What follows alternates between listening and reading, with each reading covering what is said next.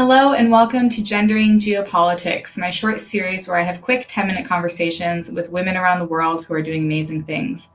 My name is Emily Prey, and I'm a senior analyst at the New Lines Institute in Washington, D.C. Today, I'm speaking with Mina Sharif, an Afghan rights activist who is in Canada currently. Thank you so much for joining me, Mina. Thank you for having me.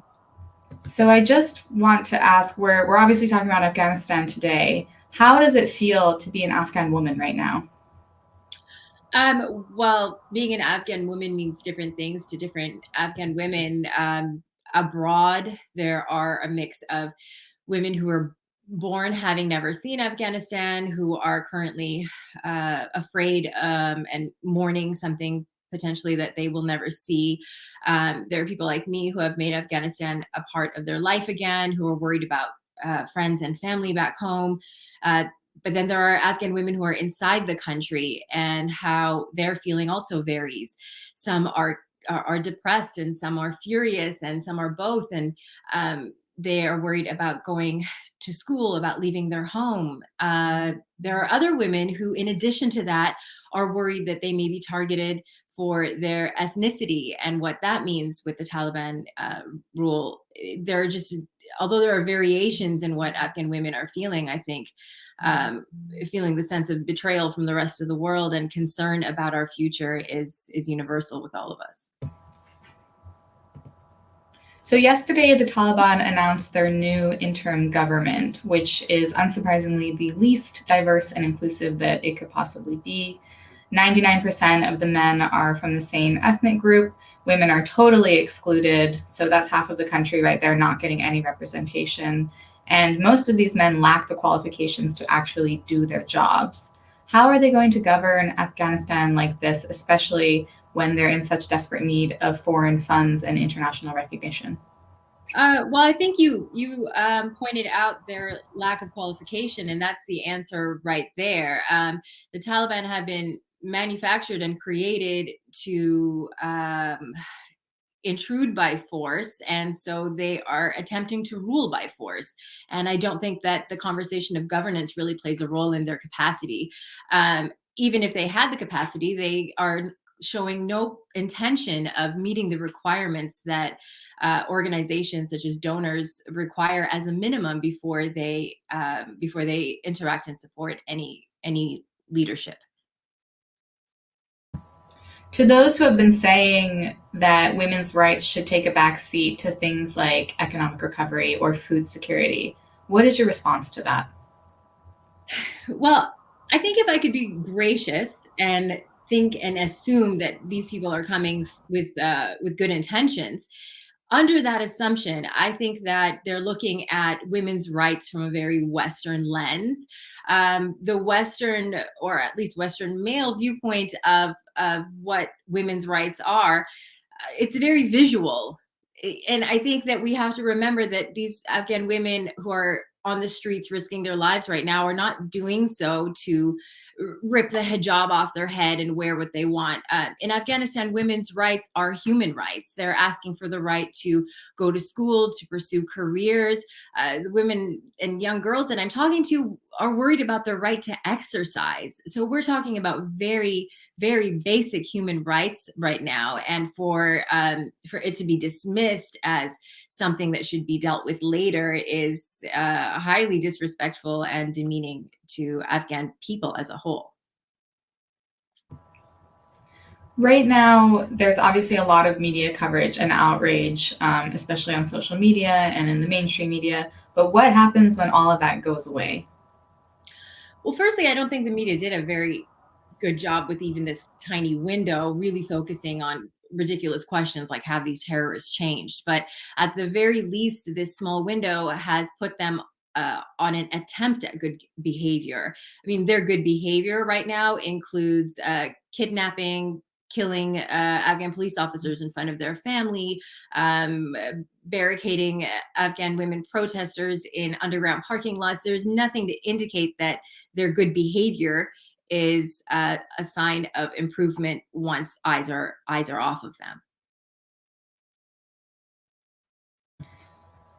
When it comes to conflicts and, in revolutions, women are so often at the forefront of revolutions and protests. And we can see that that's been happening in Afghanistan with the women protesting over the last several days.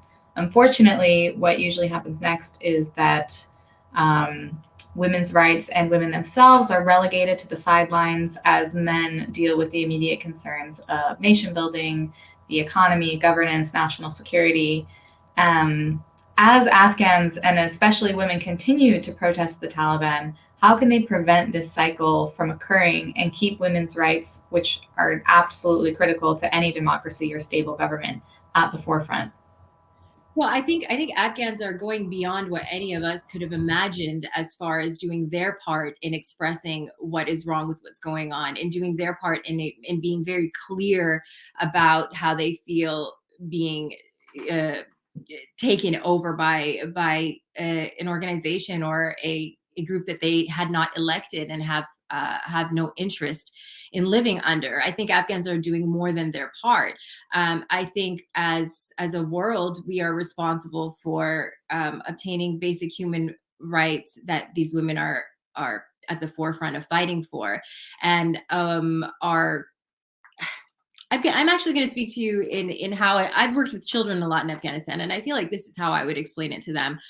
Um, if there was a school in a neighborhood, and after school those kids would go and terrorize the neighborhood and be violent and vandalize, I don't think we would wait and see if they were going to figure out how to be better citizens. I think we would go and talk to the principals and the teachers of that school. And on what I'm trying to say is that the leaderships of the United Nations, of different world leaders need to talk to Pakistan and put the pressure there. You talk to the allies. I don't think that these foot soldiers are even worth discussing as far as putting the pressure on change and on regulation of human rights. Looking at what's happening in the Panjshir Valley right now, obviously the Taliban have said that they have conquered it, that all of Afghanistan is theirs. That's not exactly the case, it seems. But what is the actual situation for the women and children and the people on the ground there, and how can the international community, including the US, which has a serious responsibility to Afghanistan, is there any way that they can help in this situation? Well, I think at the very minimum, as very minimal first step, we can demand that journalists have access to Panjshir. They're not able to get in, and so we can't confirm anything besides what Afghans are able to access through, friends and family. There's a media blackout happening in Panjshir. What we do hear is that people are continuing to resist, but that there is a risk of genocide. And in our last couple minutes, I just want to give the floor to you if you have any more comments or if there's anything else that you want to say with the time that we have here. Um, Well, I mean, I'm going to paraphrase from a friend of mine, Rada Akbar, who is an activist and artist, who pointed out that this sympathy and prayers and well wishes that are coming from what we call our sisterhood, women's rights activists from around the world. It's very useless to tell us that you're worried about us and praying for us.